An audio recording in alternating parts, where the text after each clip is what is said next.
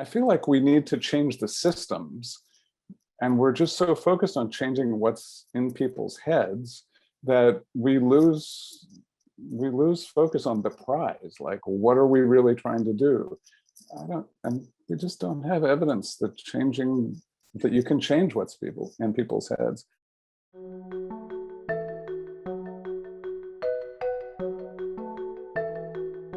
Hi, everyone, and welcome. Thank you for being here. So welcome to a deep dive into DEI, a virtual Heterodox Academy event. My name is Alana Redstone, and I'm a Heterodox Academy faculty fellow, an associate professor of sociology at the University of Illinois at Urbana-Champaign, and relevant to this topic, the founder of Diverse Perspectives Consulting. As I'm sure many of you know, Heterodox Academy is a nonpartisan, nonprofit organization of over 5,000 members dedicated to improving the quality of research and teaching through promoting open inquiry, viewpoint diversity, and constructive disagreement. To quote our tagline, we believe that great minds don't always think alike. Tonight, I'm delighted to be hosting this very important and timely conversation about campus diversity initiatives with our panelists, who bring a wide range of experience and insights to the table. We'll be exploring DEI programming effectiveness, what the research reveals, and what successful alternative approaches might look like. I'd like to introduce our panelists to you. One thing I'll mention before we do that, our conversation tonight will span, we may touch campus diversity initiatives, but it will actually be broader than that. So first, Edward Chang is an assistant professor of business administration in the Negotiation, Organization, and Markets Unit at Harvard Business School. His research aims to unpack and understand diversity-related decisions in organizations with a focus on providing evidence-based solutions to managers wanting to improve diversity, equity, and inclusion in the workplace. Welcome, Edward. Thanks for joining us. Thank you so much for having me. Yes. Frank Dobbin is the Henry Ford II Professor of the Social Sciences at Harvard. He is the author of Inventing Equal Opportunity, which won the Distinguished Scholarly Book Award from the American Sociological Association. Together with Alexandra Kalev, he is developing an evidence-based approach to diversity management using administrative data and panel surveys to explore how hiring, promotion, diversity, work life, and harassment policies have shaped both corporate management and university faculty over 30 years. Welcome, Frank. Thanks for being with us. Thanks, Alana. Thanks very much for having me. No, it's great. And then Garrett Johnson is a co-founder and executive director of the Lincoln Network. He also co-founded SendHub.com, a venture-backed Y Combinator startup launched in 2011. Garrett served as professional staff to the ranking member of the U.S. Senate Foreign Relations Committee, where his oversight portfolio included Afghanistan, Pakistan, and Haiti. Garrett and I, with the Lincoln Network, are in the process of developing an online DEI training program called ViewHR. I mention this for two reasons. One is in the interest of disclosure, and the second is it speaks directly to the time that Garrett has spent thinking and working on these topics. So by way of background, it seems important. So welcome, Garrett. Thank you for having me. Okay, so before we turn to our panelists to learn about their research and their thoughts on this important topic, I want to give you a quick rundown of our plan for this evening. We're going to start with open conversation through questions that I will pose to the panelists.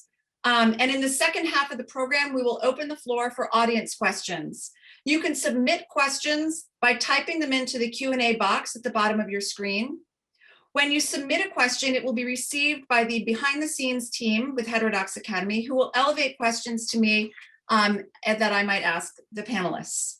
As always, we welcome and hope to model constructive disagreement, so feel free to ask questions that are challenging, so long as they are asked respectfully and in good faith. Now, without further ado, we can get the conversation started. So welcome everybody one more time.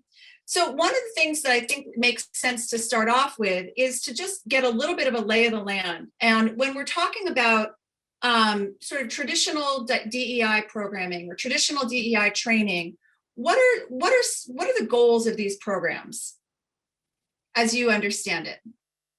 Yeah, so I think when we think about traditional DEI programming, I think this evokes a lot of stereotypes, even in a lot of people's minds. So you think about things like corporate diversity training, which I think many people have this assumption that's maybe a little stodgy. Maybe it's often about compliance or trying to avoid legal scrutiny.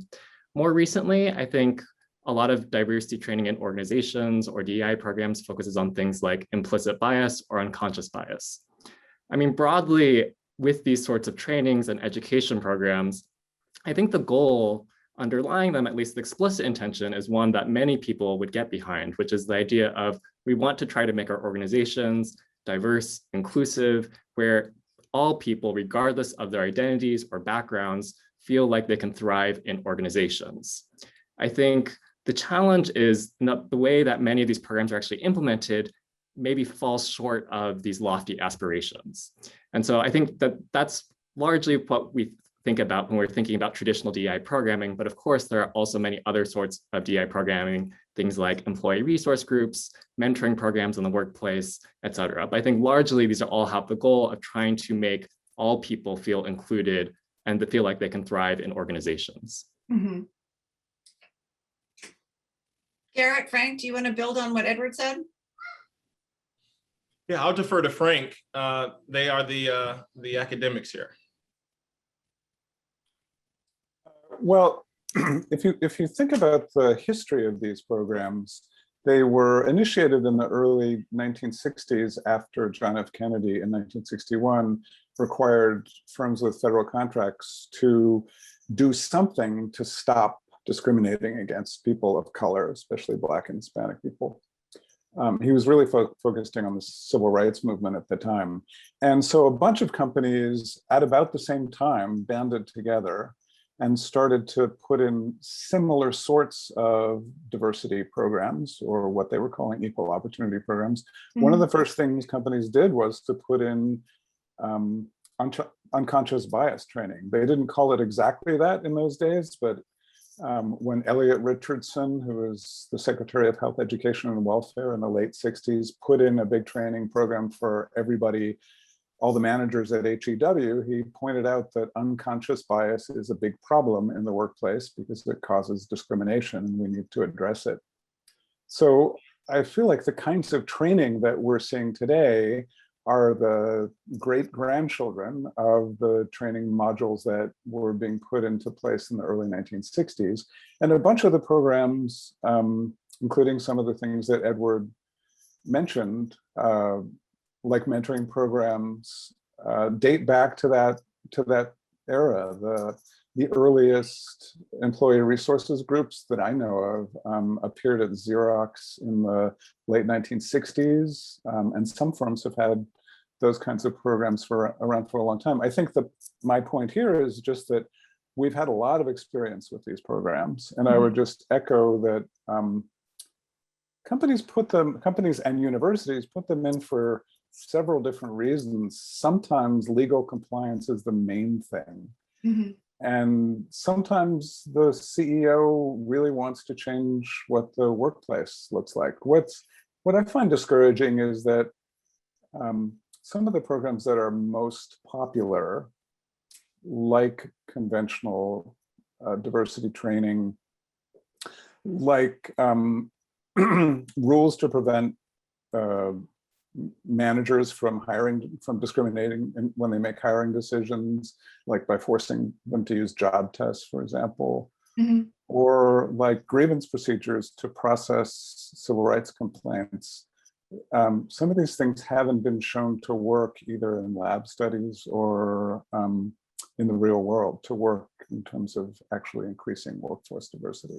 So I find that, as somebody who's been studying this for decades, I just find that discouraging. We're doing a lot of the things that are pretty well known not to work.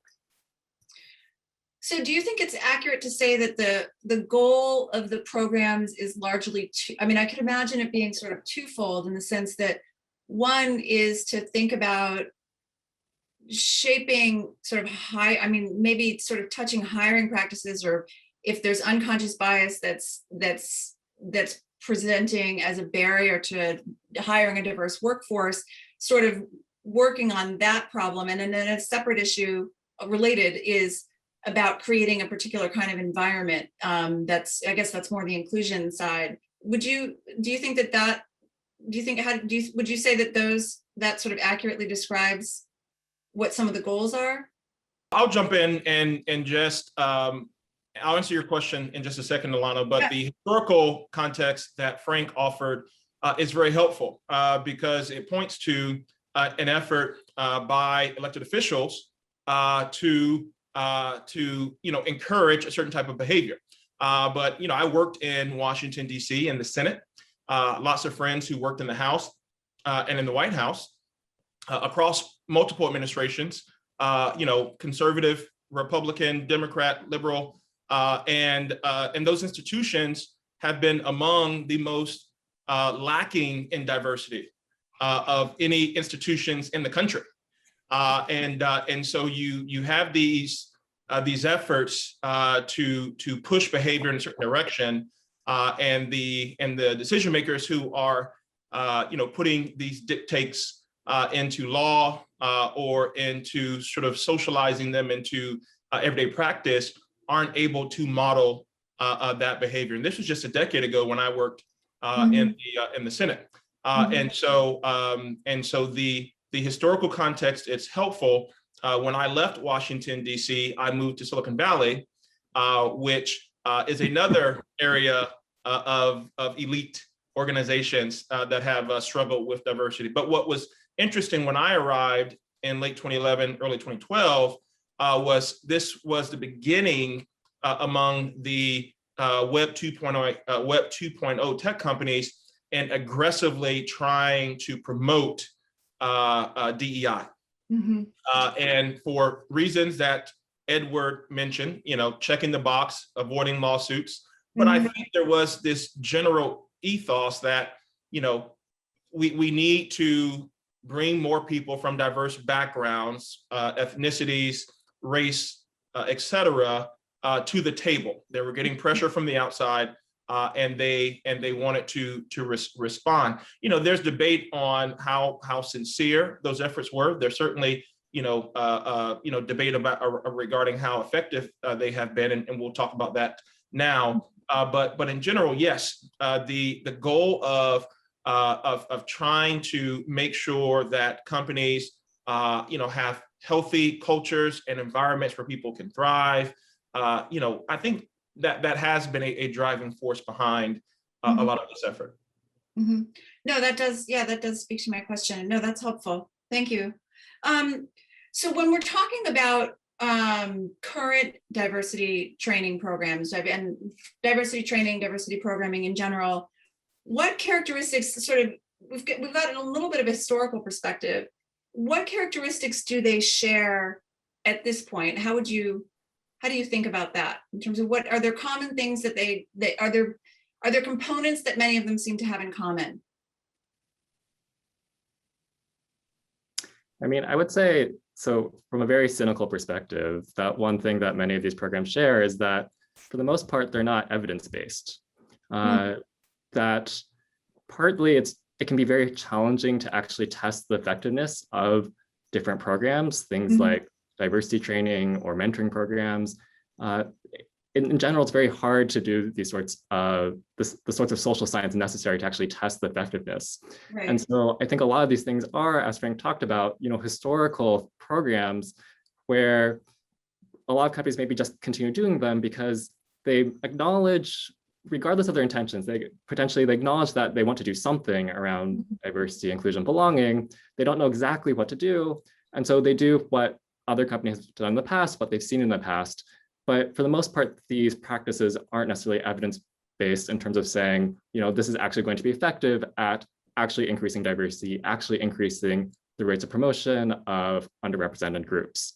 So that's a very, unfortunately, cynical take as one common feature of many of these programs. Can I just underscore that while these programs are not mostly evidence-based, the programs that companies put into place, there is plenty of evidence. So it would not be hard to, and some companies have been doing this, to pivot from doing what they've always done or what the industry leader does because a lot of companies will follow Facebook and Google no matter what they do, right off the cliff, to doing the things that have been proven effective in other firms or in studies. So, for example, Edward has some work on, which maybe he'll talk about eventually, but on diversity training programs suggesting that they may not really change people's behavior and change people's attitudes. If we know that the existing modules we have aren't really doing anything, I'm just perplexed at why we keep doing them, except that companies want to appear to be doing something, and it's easier to just keep doing what you've been doing, even if it's not really working. Yeah, I don't know, Edward, do you want to, or Garrett, you want to respond? Go ahead, Garrett. Well, I was going to just ask Frank, can you speak to the body of literature that has developed around the effectiveness of these efforts, interventions? When has that work really started to grow and start to be recognized? Because as I was talking to companies in 2017, 2018, there was just a lack of awareness of what worked, what didn't, what were best practices. So there's certainly on the operational level, there seems to be a lack of awareness of the right tool. So when did a lot of this research and information about what works, what doesn't, when did that start to gain traction and gain attention? Well, I think that the first survey of anti-bias training efforts was a study published by a sociologist, Robin Williams Jr., not the actor, from Cornell in 1947. And he reviewed, I think, about 15 studies that use different methods to evaluate the effects of anti-bias training. And the results were disappointing across all of the studies. In those studies found it very difficult to change biases as measured before and after, or as measured in the experimental group and in the control group. So I do think that, especially for anti-bias training, we've had a lot of evidence for many years. There was, in 2009, there was a very good survey of, I think, 985 studies in this domain by Betsy Levy-Palak and Donald Green, a psychologist and a political scientist, showing very discouraging results for the effects of anti-bias training efforts. So I think companies don't want to know that there's good evidence that what they're doing isn't working. And it is, I would put a little bit of it on the consultants who purvey strategies, because some of the things that they like to sell to companies don't look like they work. They don't necessarily want to present the evidence for that. But so let me ask a question. So a couple of things I just want to follow up on based on your answers. So one of the things, Edward, that you said was, when I asked what they have in common, is that they're not you said sort of, unfortunately, they're not evidence-based, which is certainly unfortunate. That would seem like, as Frank pointed out, that would seem like a fairly easy thing to do given the amount of research that's out there now. The other way of thinking about that question is, are there, in terms of the training themselves, like just in thinking about the landscape, one of the things, and correct me if I'm wrong, I have one employer where I go through diversity training at myself on my own campus. So I don't have a wide range of experience, but my sense is that there are some common threads in terms of what the content of the programming, in the sense that I think most diversity programming at this point probably contains a component on microaggressions. I assume that there's a component on unconscious bias. Those are sort of the two big ones that jump out at me. Do you think that's safe to say? Is that fair to say based on what you've observed? I mean, I think in recent years, unconscious bias and implicit bias has become a huge focus of many of these trainings. I think there are a lot of reasons why this may be. Partly it's due to, I think, some popular science that has popularized some of these notions. And I mean, I think and on the social science side, also tools, for example, like the implicit association test that purportedly allow us to measure people's levels of implicit bias. Mhm. I think the challenge with some of this focus on implicit bias is that the research that I've seen that I think is kind of the best research on implicit bias, it's not necessarily that obvious what it means to change, well, one, what it really means to change people's implicit biases, and two, if you do successfully change people's implicit biases, what consequences that has for people's behaviors in, for example, the workplace. Mhm. And I think that for the most part, when we, presumably if these companies are thinking about implementing some sort of training, some sort of diversity programming, it's that they want to somehow change the behavior of their employees, their managers, to make their culture, to make their workplaces more inclusive. Mhm. But it's not necessarily obvious how this focus on implicit bias, whether that will actually lead to changes in people's behaviors if you believe that the current behaviors are somehow not ideal. Right. Frank or Garrett, did you want to add on that? After you, Garrett. Well, I agree with everything that Edward said. Yes, a focus on implicit bias, unconscious bias.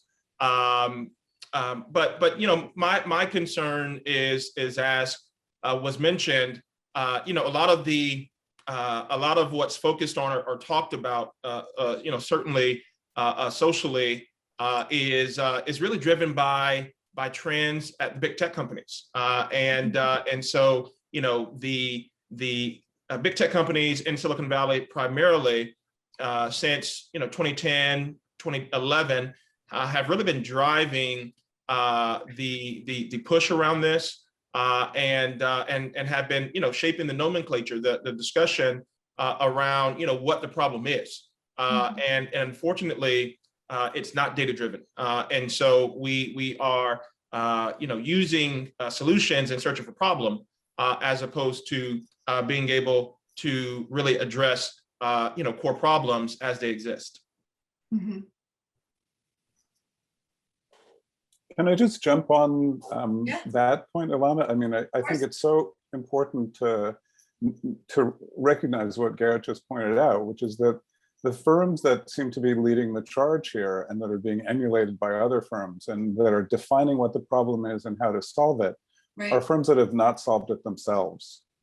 And we know that because the big tech firms, Facebook, Google, Pinterest, they publish their numbers. They put their numbers out there every year. And not only are they terrible in terms of, for example, Black and Hispanic workers in tech jobs and in management jobs, but they are not improving because it's been 5 or 6 years or more since a number of these companies have been putting out their numbers. So, I mean, if I were to tell you that we should all be copying firms in the pharmaceutical industry Mhm. because they have the best workplace safety record, and then if I were to show you that they have the worst workplace safety record, would you copy them? Now, I don't know if pharma has a bad workplace safety record, but it just seems like you should be copying firms that have a good record at the thing you are trying to benchmark. And it's not what we're doing. I think, I mean, that particular fad, I think, Garrett, is just insane. Yeah, I think that's exactly right, Frank. And these are hugely successful companies full of very, very smart people. And so if they ran the business, the core business, based on the data that they have collected on their DEI efforts, they would be bankrupt. They would be insolvent because they have made no progress. The numbers are going down, not up. And so it is a real concern that they are shaping national discussions around where we should be heading as various industries or as society, as the country. Mhm. So let me ask a question, and then I want to come back to the point about unconscious bias. But this seems like a good place to maybe put this in, which is that when we think about what success looks like, and again, to Frank's point and to Garrett's point, and all of you have actually said this in different ways, which is that why are we not sort of modeling, or why are corporations not modeling what success is? And so I want to make two claims, and I want to see how they land with you. One is that because there is not a clear definition of what success looks like. So there's the sort of numbers and sort of, well, how diverse is your workforce? That's a metric I don't know. But again, if it were all about that metric, then we think, probably corporations would be making different decisions, right? So that can't be the whole of it. So one is this issue of, what does success looks like? And then the other is this question of how do you explain the lack of reflection on, well, what we're doing isn't working, or it doesn't seem to be achieving either the numbers or the climate that we're trying to achieve. So why don't we sort of think about that and what we could do to make that work? And this is the assertion, which is that my sense is that there's a pervasive perception that we just need to get this information into people's heads. And if they're not getting it, if we're not getting the outcome that we want, then it's because we need to figure out a different way to get it into their heads. And so the idea is that if people had the same information, whether it's about microaggressions, about unconscious bias, about the role of intent versus harm, or that intent, impact versus intent, that we would all somehow be on the same page. And this speaks sort of to the broader organization of Heterodox Academy, which is, I think that baseline assumption is flawed, right? Which is this, again, so the assumption that I'm talking about is this idea that if we all had the same information, we'd all sort of be on the same page and we'd create the culture that we want. And so then it's just a question of how can we get this information into people's heads and get people to understand? And my suspicion is that that's not right. And so I'm curious how that lands with you. It resonates with me, Ilana. It's, the beatings will continue until morale improves kind of approach. I have a t-shirt that says that. Is that right? Yeah, it's a good t-shirt.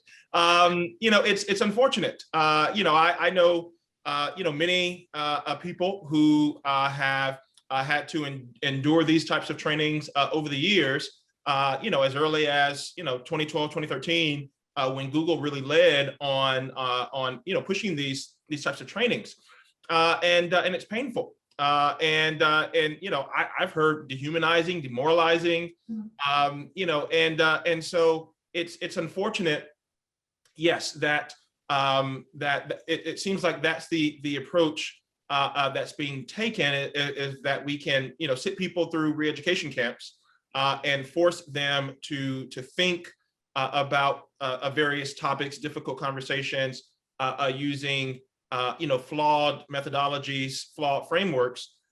Then we will solve this problem.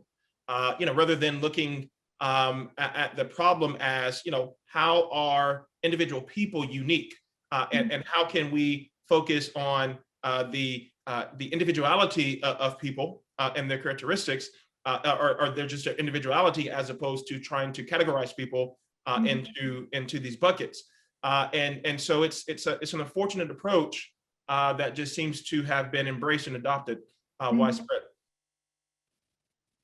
So I guess I do want to say a couple of things. One is that oftentimes I think in some of these conversations, we engage in what I'm going to just vaguely, perhaps inaccurately call some sort of status quo bias, some sort of the fact that the existing state of the world is that many of these companies that we talk about are not particularly diverse. And then the question that sometimes gets raised is, well, how do we justify these sorts of trainings, these efforts to become more diverse? Is diversity good for businesses? Is there a business case?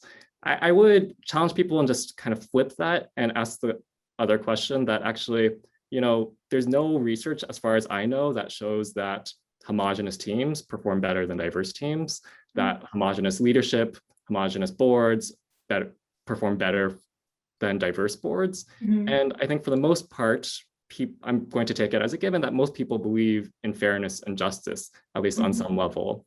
And so I think when you think about this, the fact that, well, a lot of these companies are very homogenous and do not at all reflect, for example, base rates of population along many different dimensions in the US, there is kind of a question of, well, how should companies be justifying their existing homogeneity? And so when you think about it that way, I think that explicit efforts like DEI programming, like trainings, if you believe that there's a genuine commitment to trying to increase diversity to better reflect a general population, then I think that it potentially comes from a good place. But of course, we're talking about this fact that, well, many of these programs are not evidence-based. Why is this the case that these companies are continuing to do these sorts of practices that maybe they know or choose not to know whether or not they work? And I think that that gets to this question about motivations. And in many ways, if you think about the compliance reasons, the legal reasons, some of my own research suggests that for a lot of companies, they're tending to diversity for impression management reasons. That the reason why they emulate a company like Google is because they think, well, if it's good enough for Google, it helps Google stay out of the news, although that's a questionable thing, whether it's actually successful at doing that, then it should be good enough for our company. And it doesn't necessarily come from a genuine place of recognizing or thinking that diversity is a moral imperative and that they should find some way to justify their homogeneity if they are very homogenous. And so if we take the lens of thinking, well, the unfortunately more cynical view that many of these companies are engaging in these practices, not because they actually genuinely want to increase diversity, but because they're doing this because they want to avoid negative scrutiny, they want to avoid being called out for lacking diversity, then I think that that can also be a helpful lens to understand why these companies might be continuing to pursue programs that either are not evidence-based or that they choose not to even measure whether or not they're actually effective. Right. No, I think you raised some important, I'll give Frank a chance to weigh in here. But those are great points, Edward. Thank you. Well, I think Edward's point goes back to your original question of why are companies doing this and what's the goal? Yeah. And I think there are different goals at different levels in a firm.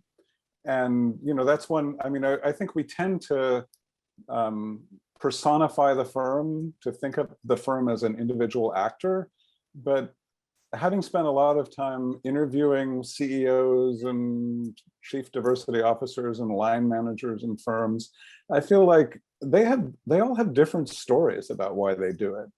And a lot of CEOs will really double down on this is a meritocratic firm. You only get ahead by being good. The cream rises to the top, and we don't really have a problem. And so if that's really the way they feel, they may be doing this, they may be perfectly happy with a diversity program that doesn't change what management looks like, that doesn't change what the skilled jobs and professional jobs look like. Now, when you talk to the chief diversity officer, often they have a different story. You know, they really want the firm to change. Those people tend to be women and people of color.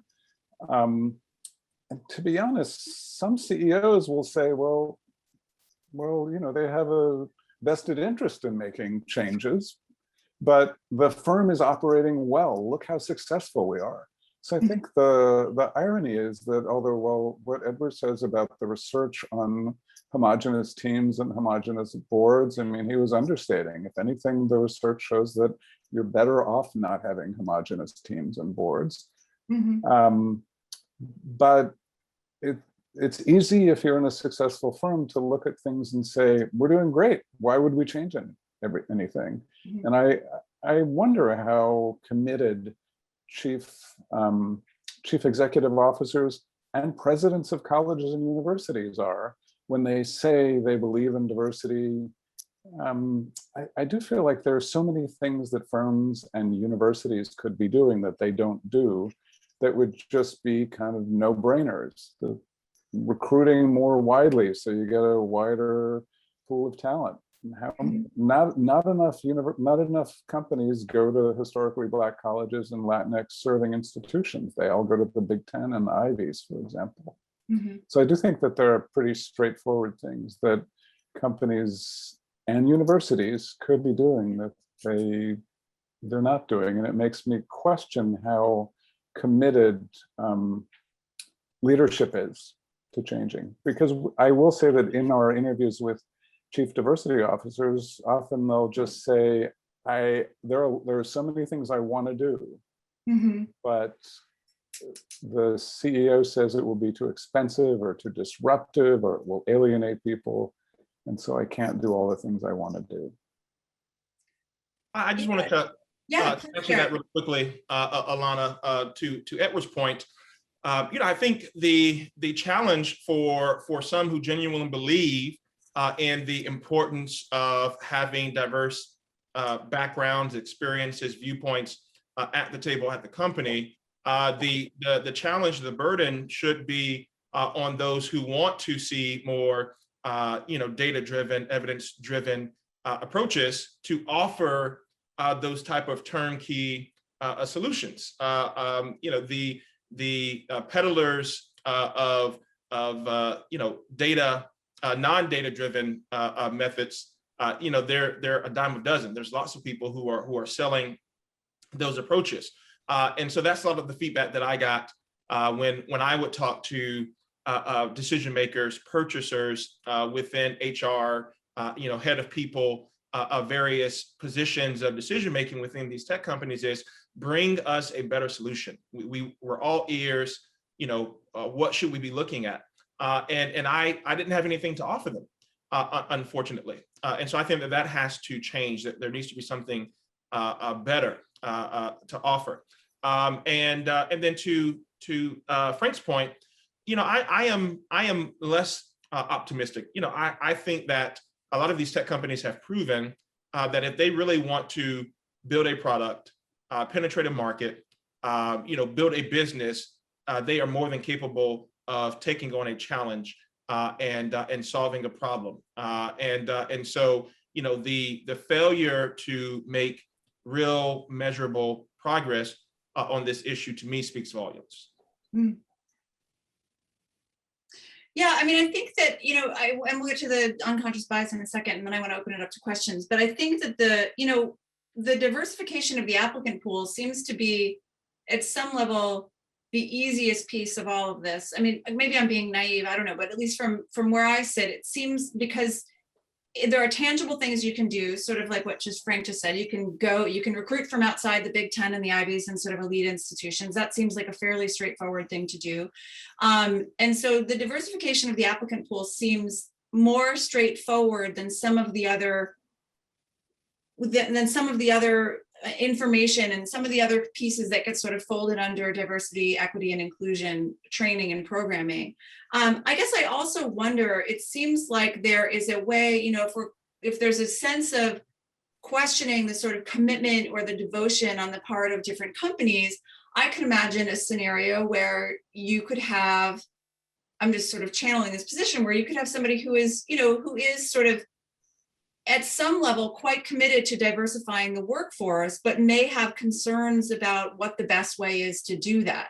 And that it's not having a sort of moral commitment to that goal doesn't necessarily indicate what the right way is to go about doing it. And now maybe I'm making, maybe I'm making excuses, but it seems like something that is certainly a factor, at least I imagine for some organizations.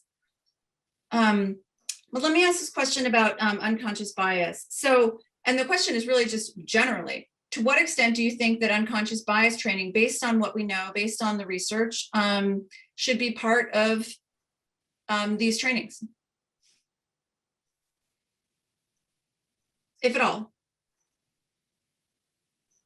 So personally, I think until I see affirmative evidence that one of these sorts of unconscious bias trainings is actually effective at changing people's behaviors, I think there's a preponderance of evidence that suggests that they're not particularly effective. Mm-hmm. And there's interesting research, for example, by Natalie Dahlmeyer and Ivy Oniader, which actually suggests that too much focus on the concept of implicit bias or unconscious bias makes people feel like, discrimination is actually not as much of a problem because, people can't really control it. And so in some sense, a focus on unconscious bias or implicit bias may actually make people less committed to actually trying to change things because they feel like it's more immutable, it's actually less able to be changed. And so in some ways, actually, there's, I think, some research suggesting that if there's an absence of positive effects, there's some there's certainly evidence that suggests it could also have negative effects. Right. No, I think that makes a lot of sense. Frank, do you have thoughts or? Well, generally, in our research, we see that some kinds of training are better than others.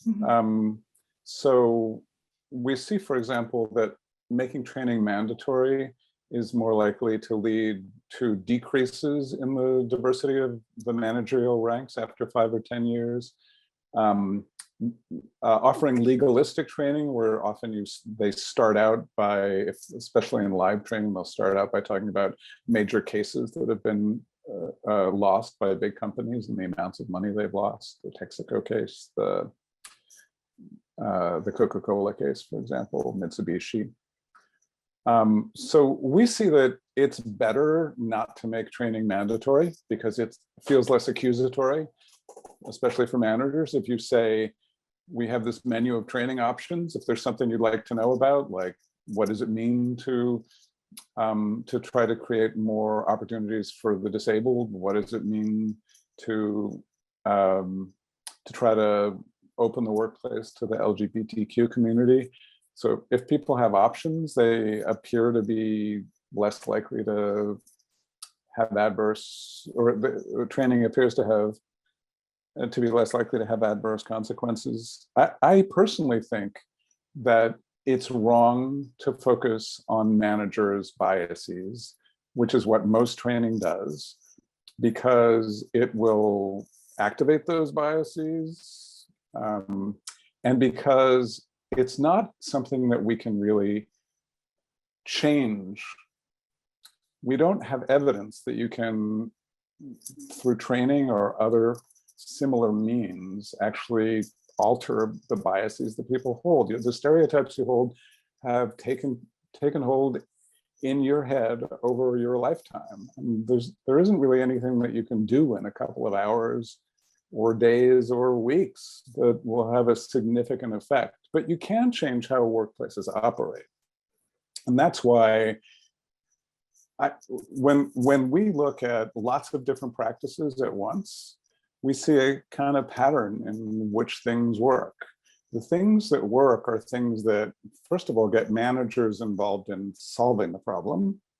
So that would include, for example, recruiting at historically Black colleges and Latinx serving schools where managers go out and recruit people for their departments. It would include putting in wide open mentoring programs. That solves the problem of the fact that if you have informal mentoring, it's mostly white men who end up being the beneficiaries of all that mentoring expertise. It would include, and so basically you need to offer a mentor to everybody and tell people of color and women, this means you. We want you to have a mentor. Firms that democratize skill training and management training, in too many organizations, you get a skilled job because you have a buddy who has that job and he shows you after work. In too many organizations, you get a management job because you know somebody in management and that person shows you the first couple of steps, shows you how to deal with the HR information system or how to deal with accounting. And then suddenly when there's an opening, you already are halfway to being a manager because you know some of those skills. So one of the things we see is that firms that open up training to everybody, that have put in formal training programs and let anybody apply for them, skill training and management training, they see dramatic increases in managerial diversity and in the diversity of the skilled ranks. I feel like there are a lot of components of this career system that, if left informal, end up being very exclusive. They end up being like a white boys club. And if there's a way to open them up to other groups, in our research, we see big positive effects on the actual numbers, and there's sustained effects on the numbers of diverse people in management. They're sustained in that 5 or 10 years later, they're not going away. So I feel like we're addressing the wrong problem. We think that the problem is just in managers' heads, and if you made bias go away, the problem would disappear. But even if you could make that bias go away, you wouldn't change what colleges get recruited at. You wouldn't change who gets informal mentoring unless you make it formal and get everybody involved.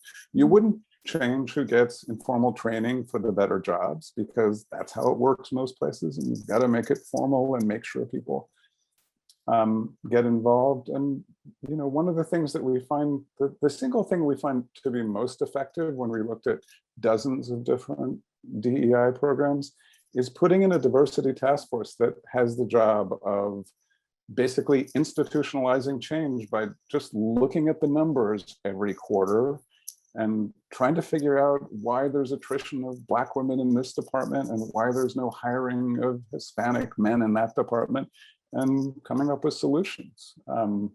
So that's, we need to change the systems. And we're just so focused on changing what's in people's heads that we lose focus on the prize. Like, what are we really trying to do? And we just don't have evidence that you can change what's in people's heads. We do have evidence that contact with other groups will change what's in people's heads, and seeing people of color in leadership will change how we think about leadership. So I just feel like we're addressing the wrong level. Yeah, and I just wanted to double click on some examples that Frank just offered, because the big tech companies, Google, Facebook, we continue to turn to them, at least I do.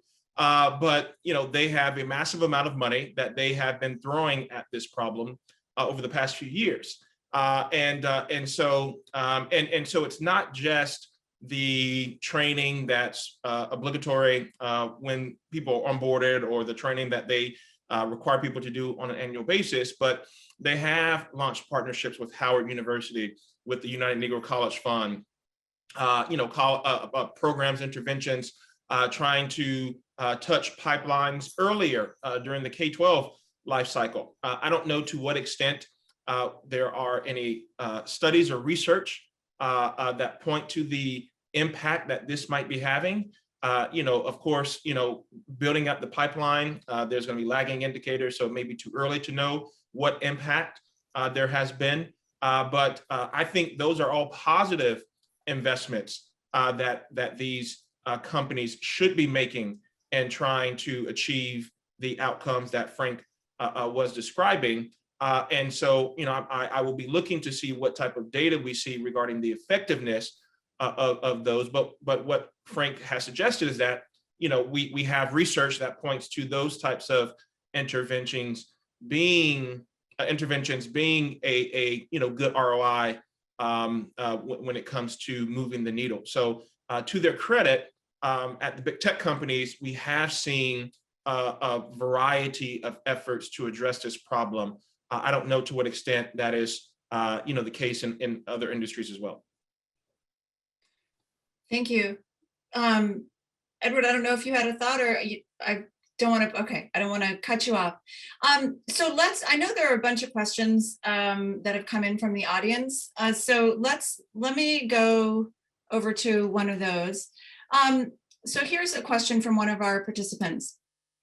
The speakers have moved back and forth seamlessly between DEI in academic and corporate contexts.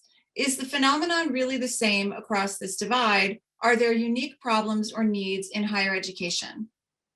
Or if Garrett's answering, are there unique problems or needs in corporate America? Who wants to jump in? Edward, you want to jump in?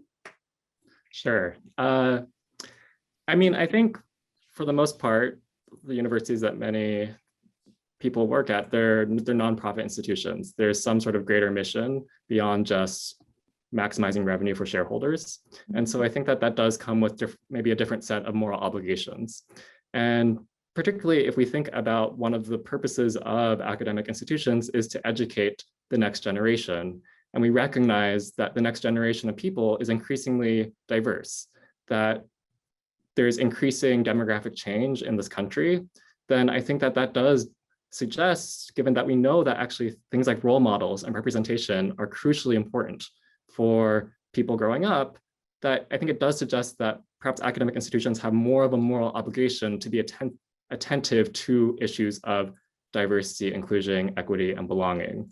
And so I think if anything, when I think about what academia should be doing or what academics should be doing or academic institutions, I do think there's actually even more of a moral imperative, because I mean, in some sense, you could potentially argue, maybe as Frank was alluding to earlier, that if you're a for-profit company and things are going well for your shareholders, maybe you don't want to rock the boat as much, and you're maybe less committed to actually trying to change things because you don't see a particular need to change. But at least for academic institutions, given essentially the fact that customers are students and the next generation is going to be increasingly diverse, I think in some sense, there's more of a moral obligation for example, faculty, for staff to reflect that diversity. Interesting. Thank you, Edward. I want to see if other people want to weigh in.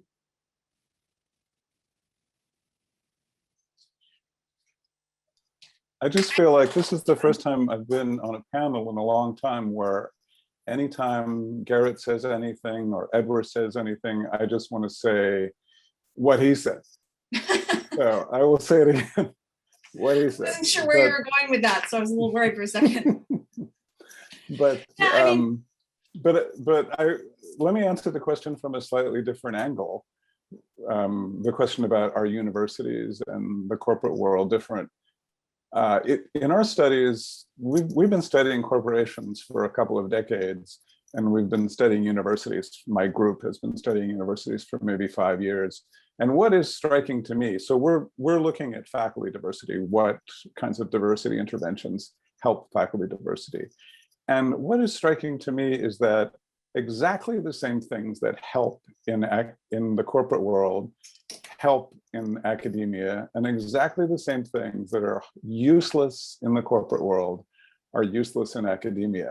And I say that with some disappointment because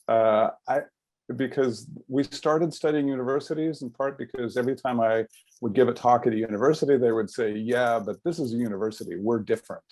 For some of the reasons that Edward mentioned, we have a higher mission, we're training the next generation. We know that if there are not representatives of your group teaching in the classroom, it makes it more likely that you're going to drop out of school and never finish. So we have an obligation to represent the student body on the faculty. But when we're looking at what works and what doesn't work, diversity, anti-bias training, it's not really doing a lot in corporations. It's not really working in universities. It can backfire. When we look at, for example, grievance procedures for sexual harassment, especially for civil rights complaints, they're not working. They tend to backfire on the people who use them. And so if you put in a formal grievance process, you're likely to see fewer diverse faculty members 10 years out, and you're likely to see fewer diverse managers 10 years out. So on the other hand, mentoring programs work like you wouldn't believe in the corporate world, and they work like you wouldn't believe in academia. Diversity task forces are amazingly effective in the corporate world if organized correctly. So you have leaders of different departments on the task force looking at the data, brainstorming for solutions, bringing those back to their departments. The same things work in academia. So I find that sort of encouraging. Like if we can come to organizations with the to-do list, here's what you've got to try. It's going to be a similar list for lots of different kinds of organizations, but I'm not going to speak to the Senate or Congress or White House. They're hopeless, Frank, they're hopeless. Well, you know, the 2 points that I want to make on this, the campus environment, I saw as an extension, the university campus environment I saw as an extension of many of the tech campus environments. And so pre-COVID, I thought that there were likely a lot of similarities given the demographics. A lot of these conversations were happening early on amongst sort of the latte crowd at Ivy Leagues, and you know, who are the big tech companies recruiting from the Ivy Leagues, from elite institutions. And so a lot of these conversations had overlap. In the post-COVID world, I think there will be, you know, potentially some interesting divergences that could happen The business model of higher education is having people, butts in seats on campus.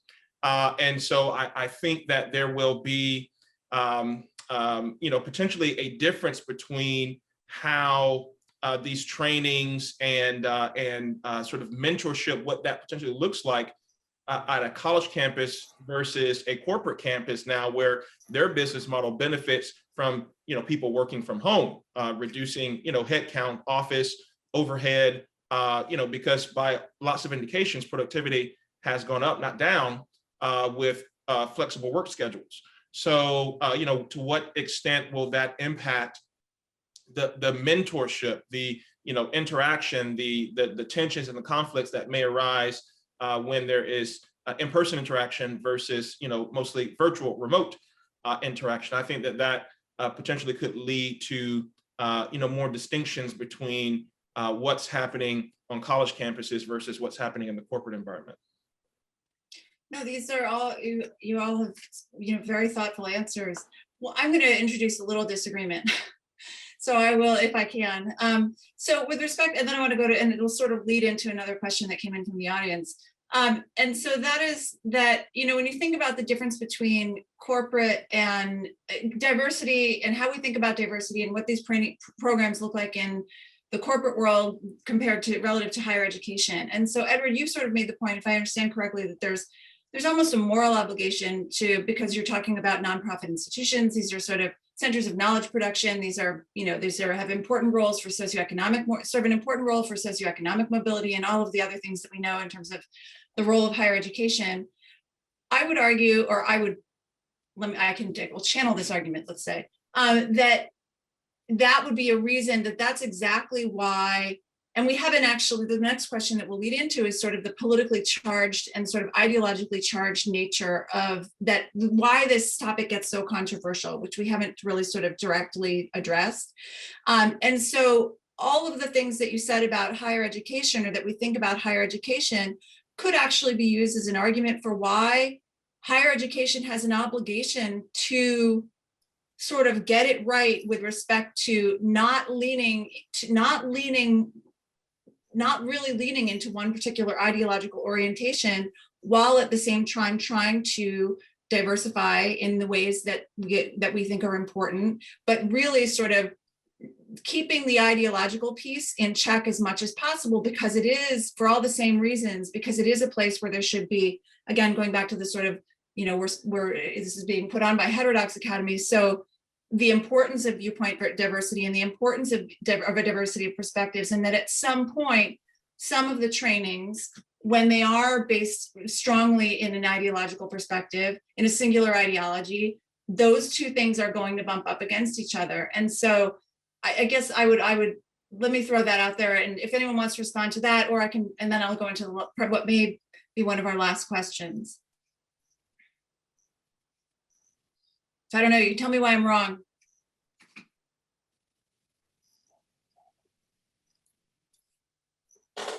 I would love to hear a few more words about how that would work.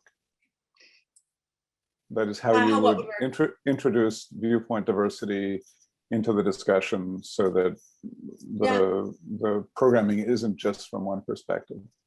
I think it would have to work. I think, I mean, I don't want to take a lot of time here. I mean, I think the short answer is the way that has to work is to incorporate the idea that there's more than one morally legitimate way to understand the world, and specifically with respect to how we think about issues around fairness, intent, identity, even racism to a certain extent. And that there are, and that, so again, so this is the language that people of reasonable minds can disagree about those things. And that has to be essentially built, and there are ways to do it, right? It's not, I'm not saying it's easy, but there are ways to do it. So to build that into an understanding of diversity that is more based on viewing people as individuals. So I think so I guess the other thing I would say is that it's not, and I'm going to answer your question in the negative, which is that it's not, building in viewpoint diversity is not simply adding another axis of diversity, right? Where like we have race, we have ethnicity, we have gender, we have sex, right, et cetera. And then we're going to stick viewpoint diversity at the end of the list. I mean, what happens when you do that is you're essentially reshuffling the deck, and it's a completely different it becomes a completely different approach with a lot of the same goals about sort of a respectful and workplace. I mean, I'm switching between higher education and the corporate world, but it's a totally different way of coming at it. I don't know if that helps, Frank. So let me ask another question, which again, maybe we may have to wrap up here, but so this is a question from one of the participants. Much of the discussion so far has been on diversity. It is often the inclusion goals that create the largest controversies, in that the question of what fosters inclusion is very politically charged. Could the panelists speak to the question of what, and this is in quotes, inclusion should look like?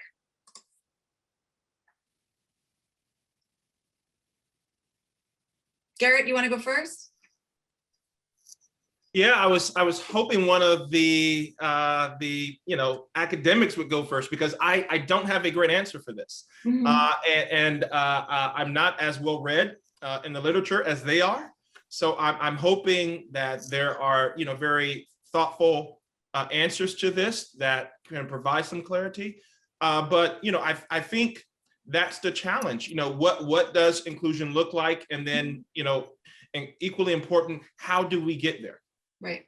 And so I don't have a good answer for what does inclusion look like on the campus level or at the corporate level. But I think ultimately what is counterproductive is if it's a matter of subtraction and division, and pitting individuals at each other based on characteristics and attributes that don't speak to who they are as people. And I think that we have to have a more deliberate, thoughtful approach to getting to inclusion than that. And so that's my hope. Thank you. I mean, when I think of inclusion, I think about things like people feeling respected in their organizations, whether that's a university or a workplace, where people feel like they have some sort of sense of belonging, where they feel like they don't have to hide aspects of their identity. And this is partially related to, for example, Alana, your point about viewpoint diversity or different perspectives, that people shouldn't feel like they necessarily have to hide different aspects of themselves. And that particularly in universities, we do want to foster dialogue. And so that people feel comfortable bringing up different perspectives. I think one tension there sometimes is maybe a false equivalence of that if one of the perspectives that someone has is intolerance, to say that some people shouldn't feel included. But that's a very hard view to have with other views, if that makes sense. That if some people are like, oh, actually, we don't believe that some group, regardless of, I mean, in some sense, it's like a paradox, because I'm essentially saying that a viewpoint of intolerance is almost antithetical to inclusion, which is in itself an intolerant perspective. But that is one perspective or one philosophy that's very hard to incorporate in a feeling of inclusion if there's one group that says, actually, other people shouldn't feel included. And so ignoring that viewpoint, in general, I think the thought is that all other viewpoints should be included, and that's a more consistent viewpoint, because then everyone else actually can be included. Thank you.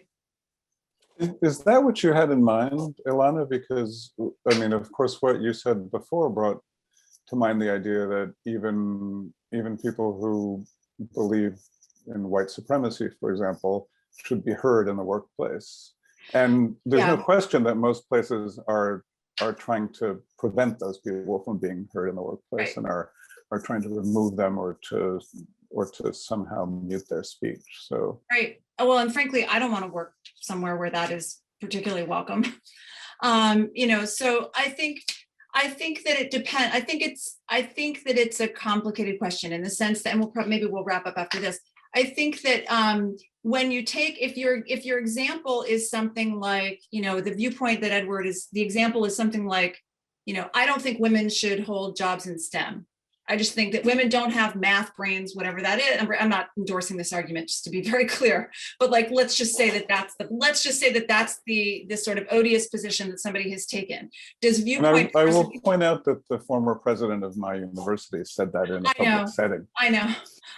Yeah, it's going back a few years, but yes. Yes. So, and so if that's the position, then, right. So that's, yes. So there's a question of sort of, well, do you have to sort of tolerate that? And what does that look like? And then there are other, but then you could imagine a scenario where what if the viewpoint is, and I think this is, again, I'm just going to sort of channel this, but what if the statement, instead of saying, I don't think women belong in STEM, what if it's something along the lines of, I don't think, and again, I'm just channeling an argument. I don't think that trans women should be allowed to compete in women's category sports, right? Is that an opinion, or is that something that makes people is that a threat to the trans community that makes them feel right? And the reality is it's probably both. And so there's always going to be places where those things run up against each other, and that's sort of where the rubber meets the road. So I think it really depends on the specifics of the comment. And then you could say, well, who makes the decision, right? You, me, like, right, that's ridiculous. So and all of those things I think have to be part of a more, again, in my view, have to be part of a more open conversation. Yeah, I don't think there are easy answers. There are not easy answers, Ilana, and I'm glad you raised that even at the end, because I think this would have been a much more awkward conversation if we would have focused on trying to grapple with those challenging conversations. But those are critical issues that as a work and personal life has increasingly been intermingled for a number of reasons. Those are challenging, difficult conversations that companies are struggling to grapple with. Educational institutions are struggling to grapple with. And they need guidance. They need help. Because in the case of a company, their core business is generating revenue. The academic institution, the assumption is their core business is educating the next generation regarding core subjects, but then also training them up to be whole, fulfilled human beings. And in the corporate environment, I think this ethos of bring your whole self to work, although some companies are moving away from that, there was this encouragement of talking about these issues that impact you personally in a very open and transparent way. And so if we aren't equipping the operators at companies, the administrators at universities to properly think about, frame these conversations and empower people to engage in them in a thoughtful way, then I think we're going to continue to just have a very troubling path forward as individual institutions, companies, and as a larger society. Mm-hmm. Thanks, Garrett. So does anyone have, before we close here, does anyone have final thoughts on how you would solve all this? You have 2 minutes. No, I'm just kidding. Yeah, I mean, I don't know, sort of final brief thoughts on how you would solve it.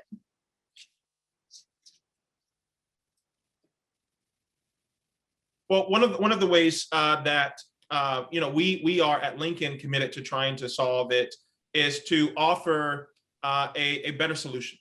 So again, that is feedback that we have consistently gotten from people who are just trying to do their jobs and do it in a fair way. It's how can we solve this problem without adding a lot more work to my plate, and do it in a just and fair way. And so I hope that more people who believe in solving this problem and taking a very evidence-based approach to it will think about concrete solutions that can be made available to the actual operators and practitioners on the ground. I think echoing what Garrett is talking about, I think that while we do have some guidance about practices that work better than others, I think that we still have a lot of room to understand what does actually help, what does move the needle, and that companies and organizations that are actually genuinely committed to trying to diversify or help alleviate inequality should be committed to helping the science of testing these sorts of interventions and engaging in measurement to see what actually helps to create the knowledge that is going to help for generations to come. Thanks, Edward. Frank, last thoughts? I will just piggyback on Edward to say that if you're in a company and you're in a leadership role, either in a diversity officer role or COO or CEO, when you're thinking about introducing a new intervention, think about doing it in partnership with a researcher, because there are, I'm sure Edward and I could give you the names of people who would be happy to come and help you set up an experiment or set up a way to test two different alternatives, say for recruitment or mentoring. That's a great point. That will not cost the company more money and that will provide evidence for other companies and universities going forward. I would recommend a recent book that was, I'm trying to see if I have it. Here we go. I was not planning to plug this, but I would recommend a recent book called Overload, which is done by two sociologists, Erin Kelly at MIT and Phyllis Moen at University of Minnesota. And they got access to a company where they were able to try in an experimental way some work-life flexibility programming and showed very, very clear significant effects of one alternative to reducing work-life stress. So I feel like if there were more companies that would participate with academics, we'd have more solid evidence. But I will say again, we know a lot about what does not work and quite a bit of about what can work. So I think as companies choose programs, they should really look at the evidence. Mm-hmm. All right, well, we are about out of time. So I want to just thank all of our panelists. Thank you, Garrett and Edward and Frank, for joining us tonight and offering such rich and thoughtful insights on this topic, this important topic that you've all been thinking about. Before we wrap up, I just want to share a few exciting announcements. So if you enjoyed this event and you want to support Heterodox Academy's initiatives related to DEI, please consider making a donation online. I believe that we have put the donation link in the chat, or if we haven't, we'll do so soon. And you can also find it on the Heterodox Academy website, which is heterodoxacademy.org/donate. In a few minutes, we'll be hosting a post-event debrief conversation on Clubhouse with Jonathan Haidt. This will be an opportunity to hear John's thoughts, delve even deeper into the material we covered tonight, and share your own thoughts and experiences. To find the conversation, please search for Heterodox Academy on the Clubhouse app. Additional information about these opportunities will be shared in a post-event email. Thank you again to everyone for joining us tonight, and we hope to see you again soon. Thank you so much.